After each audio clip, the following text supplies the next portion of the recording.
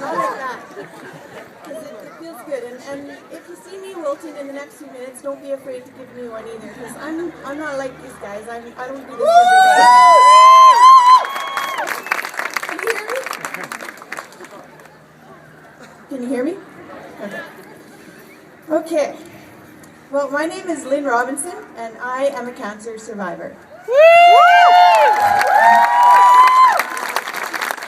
You know, when the Relay for Life organizers asked me a while ago to speak tonight about my experience at Relay and what it was like to take part in the victory lap, I didn't hesitate to accept.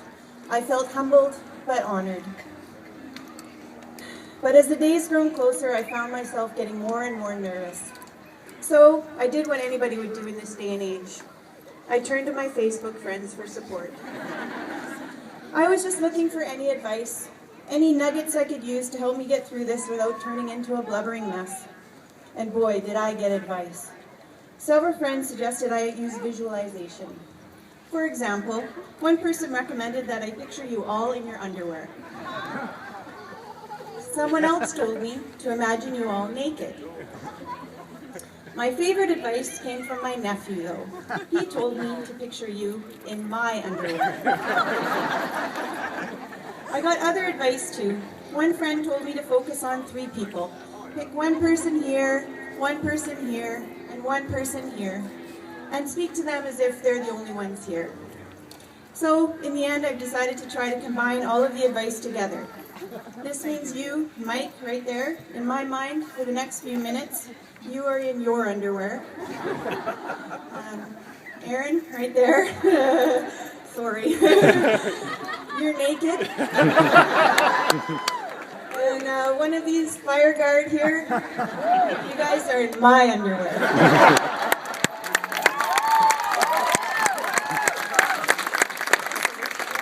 Lucky for you, you look good in leopard print.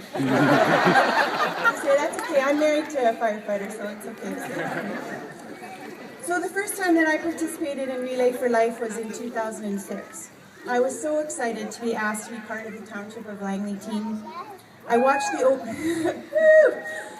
opening ceremonies and survivor lap with my co-workers, and I cheered on the survivors while wearing my team t-shirt. I remember being awestruck by the variety of people who walked the survivor lap.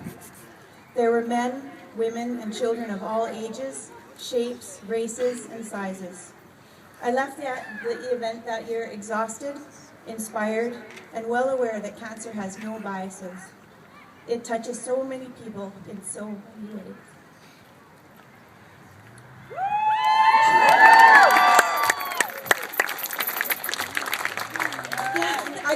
I got this.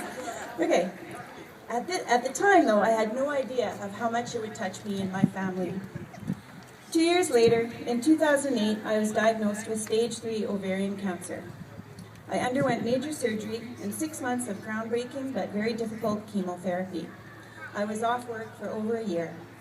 I got fat. I lost every hair in my body. It sucked. But at the end of it, I heard 4 of the most beautiful words ever. No evidence of disease. Slowly but surely, you guys know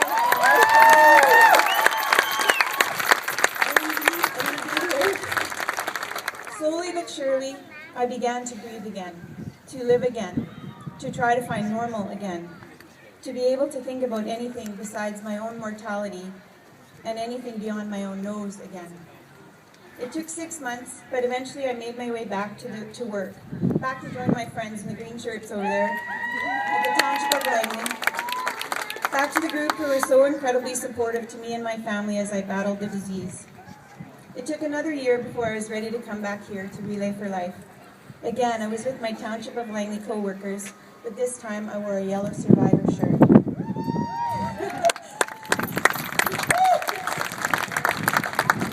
My husband Darcy drove me to the event, and we laughed about the fact that getting VIP parking at Langley Relay for Life is pretty tough. The only way to get it is to survive cancer. I remember the first person I saw who wore a yellow shirt like mine. She was helping in the parking area. I showed her my shirt so we'd be allowed into the special VIP lot. I thought, wow. I felt an instant bond with her, even though we didn't speak. I remember wanting to hug her, because I knew that by virtue of us both wearing the same colored shirt, we shared an understanding that was unspoken but mutually understood. That year was the first time I walked in a survivor lap. I joined dozens of survivors in the rain for what turned out to be a surprisingly emotional experience. So many feelings came out from being with other survivors in such numbers for the very first time. I found it overwhelming, and I'm pretty sure I cried most of the way around the track. I was grateful for the rain because it hid my tears, but they weren't just tears of sadness. I remember feeling so strong and so proud. I also felt a strange sense of déjà vu. I was struck by the fact that the lap seemed to mirror my own personal cancer journey. While I made my way around the track beside all the others who were fighting the good fight, and I was cheered on by loved ones, my co-workers, teammates, and even perfect strangers, ultimately I traveled that journey alone. I remember my husband walking alongside me, but along the inside of the track. He coached me along, very much like he did through chemo and all the subsequent healing. I was uplifted by his love and the support of everyone around me, but ultimately I also had to dig deep inside to find the strength to make my way around the track by myself. Last year, my journey around the track in the survivor lap was different. I was able to focus more on the awesomeness of the experience itself. I took my digital camera and walked the track with it facing out so I could record the event from my perspective. It took me 5 minutes and 37 seconds. 5 minutes and 37 seconds to complete the survivor lap last year. Not exactly a record-setting pace.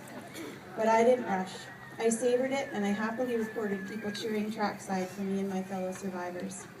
My daughter Kelsey and best friend Sandy walked around the inside of the track and taped me taping them.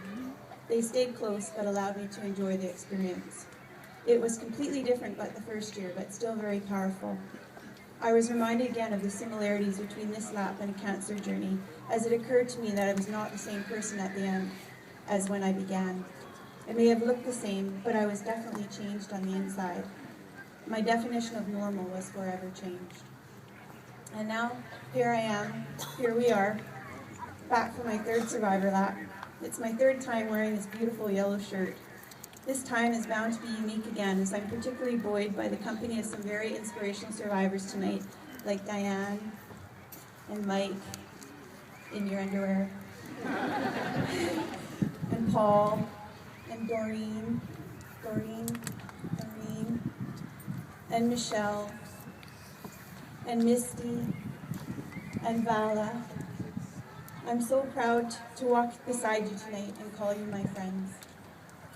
And yes, now here it is, year 3, but the incredibly awesome power of the yellow shirt still speaks to me. When I stand here and look out to this sea of wonderful, alive yellowness, I feel an incredible bond with each and every one of you. We share a common experience that cannot be understood by anyone else. Not our caregivers, not our family, our friends, not even our oncologists. Just by virtue of wearing that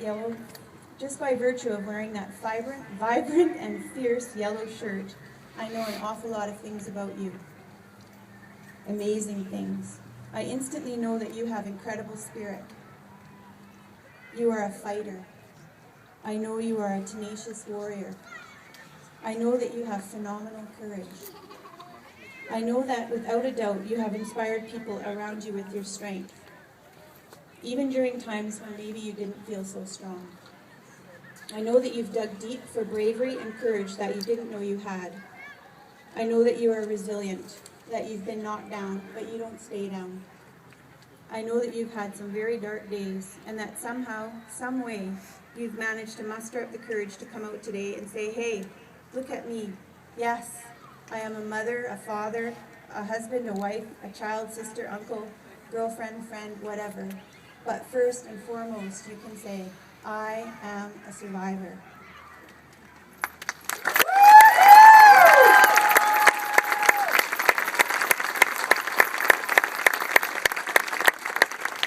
But by far, the biggest thing I know about you in your beautiful yellow shirt is that you are a face of hope. You are proof that for every person out there who hears the dreaded words, you have cancer, that there is hope. There can be victory. You can be on the right side of the odds. Okay, I know Let's face it, none of us knows for sure what's around the corner for us. That's the reality of wearing one of these yellow shirts.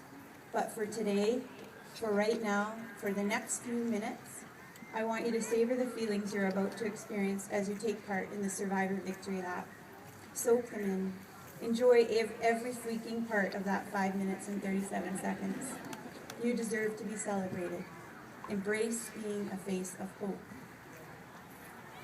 And lastly, to all of you out there in the white shirts and the other colored shirts, and to all of our friends and family who are here to support us, I invite you to cheer your heart out for every single one of these amazing and inspiring survivors who've bravely come out here today.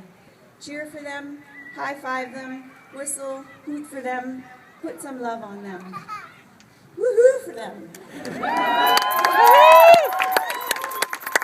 Allow me to inspire you. For tonight, we celebrate. Celebrate the fact that all of these beautiful people wearing yellow shirts are the faces of hope. Thank you.